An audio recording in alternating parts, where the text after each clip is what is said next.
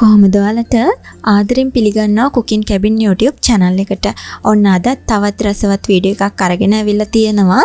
Seafood නාසි ගොරන් එකක් කොහොමද රසට සැරට ඉක්මනින් ගෙදරදී හදාගන්නේ කියලා. ඉතින් අපි බලමු කොහොමද මේක හදාගන්නේ, මොනවාද මම මේකට අරගෙන තියෙන අමුද්‍රව්‍ය කියලා. මම මෙතන බාස්මති හාල් උයලා අරගෙන තියෙනවා. ඔයාලට කැමති නම් කීරි සම්බුණත් ගන්න පුළුවන්. මාළු අරගෙන තියෙනවා.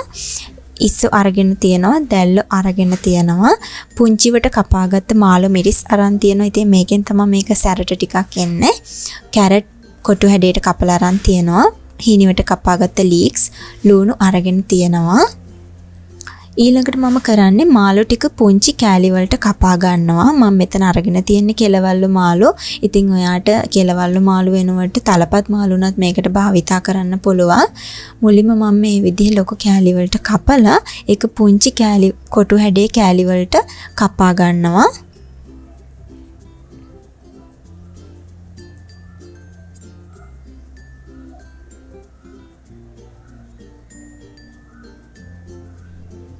ඊළඟට ඉස්සු ටිකත් මම මේ විදිහට පුංචි කෑලි වලට කපලා අර ගන්නවා.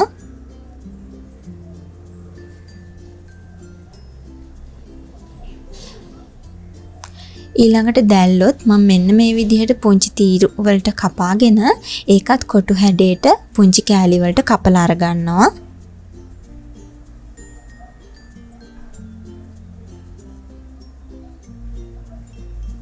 ඊළඟට මම භාජනයක් අරගෙන ඒකට කපාගත්ත මාළු ටිකයි ඉස්සෝ ටිකයි දැල්ලෝ ටිකයි එකතු කර ගන්නවා.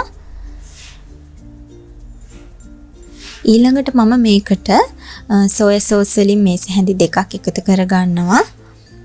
ලුණු කුඩු වලින් තේ හැඳි භාගයක් එකතු කර ගන්නවා. ඊළඟට මම ඉඟුරුයි සුදුලුණුයි තලාගෙන මෙතන අරගෙන තියෙන්නේ. ඒකෙන් යුෂ ටිකක් තලාගත්ත ඉඟුරු සුදුලුණු වලින් යුෂ ටිකක් මම මේ විදිහට එකතු කර ගන්නවා මේ ඉස්ස දැල්ලෝ එකටම.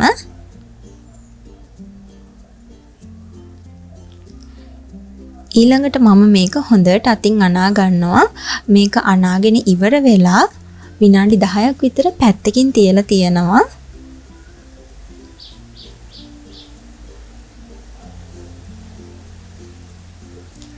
ඊළඟට මම බත් එකට දාන සෝස් එක හදන්නයි යන්නේ. ඒකට මම මේ විදිහේ භාජනයක් අරගෙන ඒකට සෝයා සෝස් වලින් මේස හැඳි 3ක් දාලා තක්කාලි සෝස් වලින් මේස හැඳි 2ක් විතර දා ගන්නවා. ඊළඟට සීනි වලින් තේ හැඳි 2ක් මේකටම එකතු කර ගන්නවා. ලුණු කුඩු තේ හැඳි භාගයක් එකතු කර ගන්නවා. කෑලි මිරිස් වලින් තේ හැඳි 2ක් එකතු කර ගන්නවා. ඔයාලට කැමති නම් කෑලි මිරිස් ටිකක් වැඩිපුර වුණත් එකතු කර ගන්න පුළුවන්. ඊට පස්සේ මම මේකේ සීනි ටිකයි ලුණු ටිකයි හොඳට දිය වෙනකම් මේක හොඳට කලවම් කර ගන්නවා.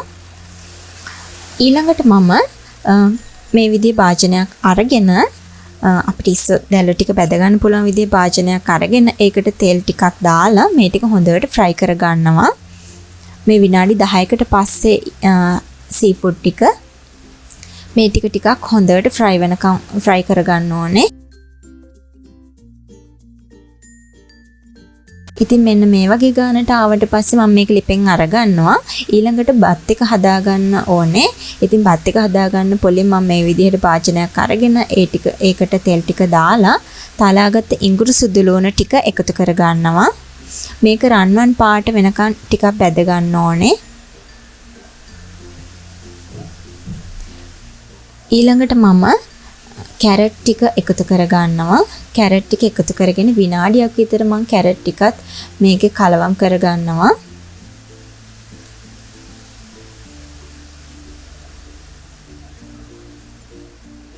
ඊළඟට මම පුංචිවට කපාගත්ත මාළු මිරිස් ටික එකතු කර ගන්නවා. ඊළඟට කපාගත්ත ලුණු ටිකත් මේ වෙලාවෙදි මම මේකට එකතු කර ගන්නවා. මාළු මිරිස් ටිකයි ලුණු ටිකයි එකතු කරලා මම මේක ආයෙම විනාඩියක් දෙකක් විතර ආයෙම කලවම් කරගන්න. මේක ටිකක් බැදෙන්න ඕන නිසා. ඊළඟට අපි අර බත් එකට දාන්න හදාගත්ත සෝස් එක මේ වෙලාවෙදි එළවලු එකට එකතු කර ගන්නවා. ඊට පස්සේ මම මේක ආයෙම කලවම් කරගන්නවා හොඳට. එළවලු එකත් එක්ක හොඳට මිශ්‍ර වෙනකන්. ඊළඟට අපි අර ෆ්‍රයි කරගත්ත සීෆුඩ් ටික මේ එළවලු එකටම එකතු කර ගන්නවා. ඉතින් මම මේ වෙලාවේදී ලුණු කොළ ටික එකතු කරගන්නේ නැහැ. මේක සීෆුඩ් එකත් එක්ක හොඳට කලවම් කරගන්නවා විනාඩි 2ක් විතර. ඊළඟට බත් එක මේකට මිශ්‍ර කරන්න කලින් මම ලීක්ස් ටික මේකට එකතු කරගන්නවා. ලීක්ස් ටික එකතු කරලා තවත් විනාඩියක් වගේ මේක කලවම් කරලා බත් ටික එකතු කරගන්නවා. ඉතින් මම අරගෙන තියෙන්නේ බාස්මති හාල්. ඔයාලට කැමති නම් කීරි සම්බ වුණත් මේකට ගන්න පුළුවන්. බත් ටික එකතු කරලා මේක ආයෙම හොඳට කලවම් කරන්න ඕනේ.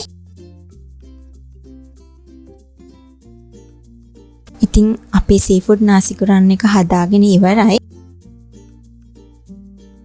ඉතින් රසට සුවඳට තියනවා. ඊළඟට මම මේක මෙන්න මේ විදිහේ බෝල් එකක් අරගෙන ඒකට දාගන්නවා.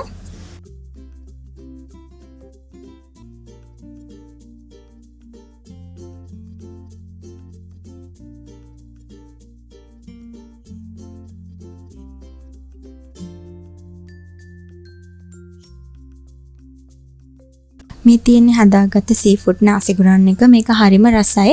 ඉතින් මේක නිකම්ම කන්න බැහැනේ.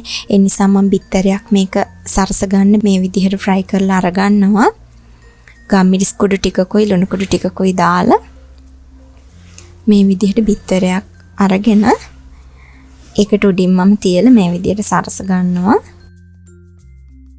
ඉතින් මේක හදන්න හරිම ලේසියි, ඒ වගේම හරිම පහසුයි. ඔයාටත් ගෙදර ඉන්න ගමන් try කරලා බලන්න පුළුවන්. තාමත් cooking cabin YouTube channel එක subscribe කරලා නැත්නම් විතරක් subscribe කරගෙන යන්න. වීඩියෝ එකට කැමති නම් like එකක් දාලා යාළුවන්ට බලන්න share කරන්න අමතක කරන්න එපා. තවත් රසවත් වීඩියෝ එකක් අරගෙන ඉක්මනින්ම එන්නම්. ඔයාලට සුබ දවසක්.